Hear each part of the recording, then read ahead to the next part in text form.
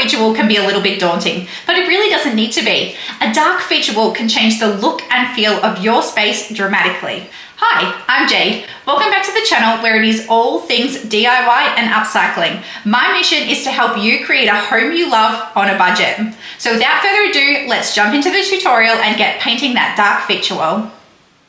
Before we actually get started painting the wall, we're just going to have a look at some of the supplies that we're going to need. You might already have these supplies lying around your home if you are an avid DIYer, but if you're not, you can easily pick these up from the hardware store. Let's have a look at a few tips that I have for you when it comes to rolling indoor walls. There is plenty of advice out there, however, this is personally what works for me in terms of all of the homes that I have renovated and all of the feature walls that I have created. The first thing you're going to need is a paintbrush. This one should be fairly obvious since we're painting a feature wall. But what I want you to think about when you're selecting your paintbrush is spending a little bit more than buying the cheapest one. You don't have to buy a really expensive paintbrush, but you do want to have something that has really nice soft bristles, because when you're painting a dark feature wall, especially when you are painting up against a light wall, there's going to be a really strong contrast between those two colors. And when you're cutting in, you want to have a really nice soft paintbrush to make that cutting in process a little bit easier and have a nice, clean, crisp line between where the two walls meet. You're also going to need a few components for your roller. You're going to need a roller arm. I like to use an extendable roller arm so that I can change the height of the arm depending on where it is that I'm rolling, especially if I have really high ceilings. You also want to get a really solid, strong pole, because this is going to need to be sturdy when you are painting your wall. You can buy cheap plastic ones, however, you'll find that when you are trying to roll your wall, you'll get a bend in the pole and it makes it very difficult to get a nice, solid finish. You're then going to need to get a roller head and also a roller cover. The roller cover that I suggest is between a 3 and a 5 mil nap and in a microfiber roller. You're then just going to apply that onto the roller head and then apply the roller head onto your roller arm. So this goes all together nicely so that you've got your roller ready to go to paint your wall. The last thing you might want is just a little plastic container. This just makes it a little bit easier when you are cutting in up against the ceiling and along the edges if you're up on a little step ladder, so that you can get up on the step ladder easily and have a little bit of paint there with you so you don't have to go up and down constantly on your step ladder. Before you start painting the walls, you want to give them a bit of a clean. You're just going to take your wipes and simply give the wall a nice deep clean. Nothing fancy, just simply cleaning that wall.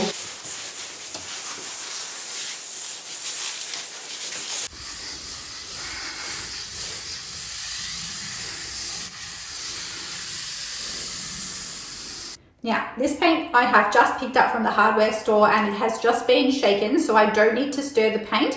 However, if you have a tin of paint that you haven't used in a long time, it's really important that you stir that up thoroughly before you start using it. We're just going to take this paint and we're going to pour some into my tray and also into my plastic container. My plastic container I can take up the wall with me, and then my plastic tray is going to be what I use to roll. I then need my paintbrush, which I'm going to use to just clean off the edge once I do tip this into my tray. There's also a really cool hack that you can use with masking tape to create a V pour line on your tin of paint that you can use if you want to try and save yourself a little bit of mess. I'm just going to tip this straight in here and then also tip that straight into my container. And then I'm just going to get my paintbrush and just clean up my tin that little bit. Ideally, you would set yourself up with a rag underneath this where you are working, because if you've got a rag underneath where you are working, you then, got to make a lot less mess. However, I tend to find myself doing everything super quick and doing it the easiest way possible, which usually involves me not having any drop sheets. But by all means, if you are working on carpet, definitely use a drop sheet. If you're working on a floor here like what I am, you can always just get a wipe and clean up any mess that you make for yourself. Oh, don't fall down your step ladder, that's probably preferable.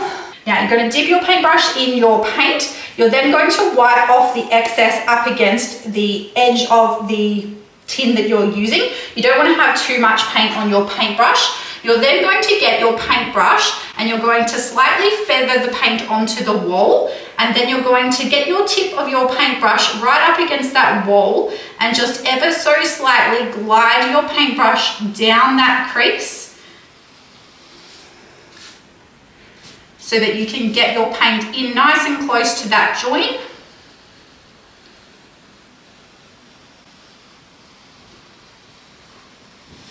And create your line. You'll see there the difference between the two different colors.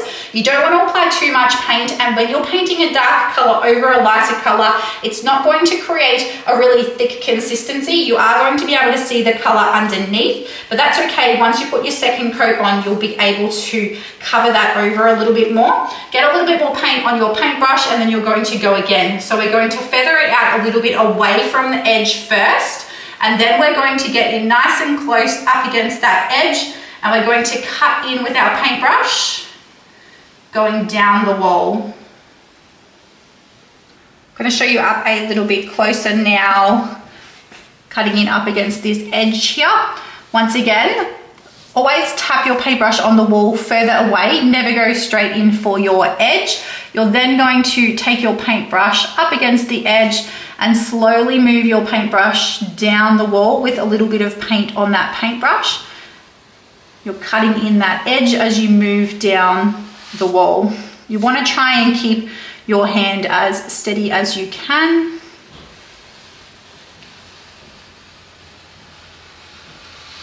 And have that nice clean edge as you cut down that wall. If you find that you get too much paint up against the edge, you can then start to clean your paintbrush off a little bit further away from the wall, and then go back in again and get closer this time and remove that thick line that you may have created last time if you got too much paint on your paintbrush. You'll see there now that I've got a nice clean line, but also not too thick, so that I don't have too much paint on my paintbrush. I can then also do the same with the top corner. When I'm working with my top corner, I sort of like to push my paintbrush up into my corner and slowly feather that edge up against the top. You may find that you need to use a little paintbrush to get into that very corner's edge.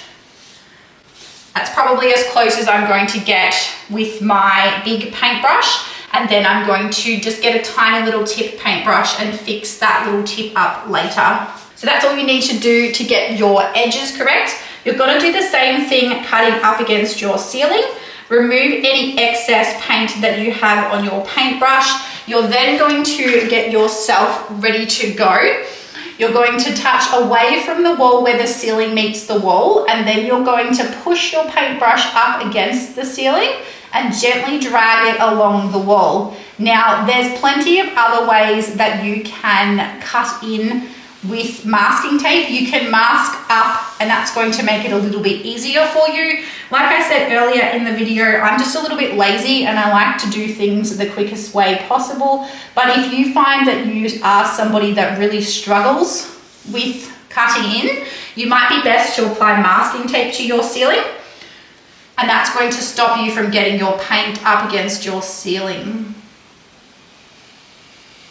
The reason why we're doing this is so that we have an edge and the roller doesn't need to go too close to this ceiling when we are painting with our roller. You want to have sort of about 8 centimeters painted down the side and also up against that roof. And we're just going to continue this process all the way along the wall. Right, so if we go really close in here now, you'll be able to see how I apply the paint up against the ceiling. I'm taping my paintbrush and I'm tapping away from the wall, and I'm then going to come up nice and close to the ceiling and gently cut in that line as I'm going along.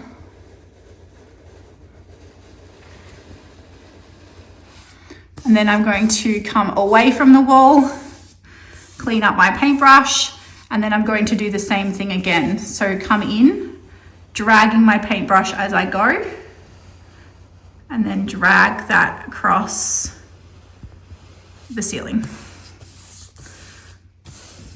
And this is what the edge is going to look like. You're going to have a nice cut in line up against that ceiling edge.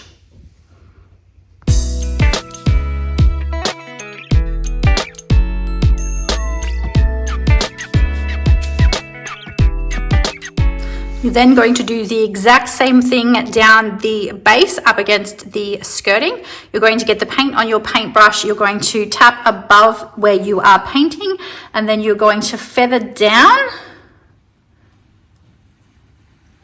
to the edge and then cut in all the way up to where you had previously cut in. Tapping your paintbrush in your paint, wiping any excess off on the edge, getting your paintbrush, tapping it onto the wall, and then feathering all the way up to meet the other one. If you feel like, see how there's like a couple of little bubble lines there, you then might want to go back and redo it and fix those little marks up. Doesn't matter how many times you have to go back till you get that nice straight line that you are happy with.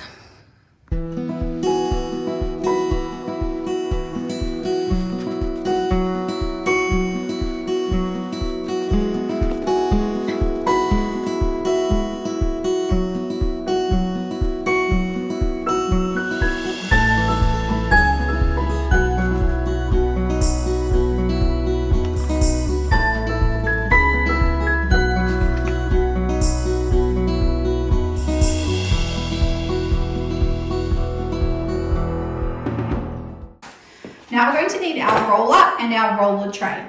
What I want you to do is get your entire roller covered in paint. So we want to make sure that there is paint on all of the roller, but we don't want to have too much paint on our roller. So we want to get paint on the roller, but not so that it's dripping. We're going to roll the roller out until we've got paint everywhere, but only a little bit, and that it's not dripping.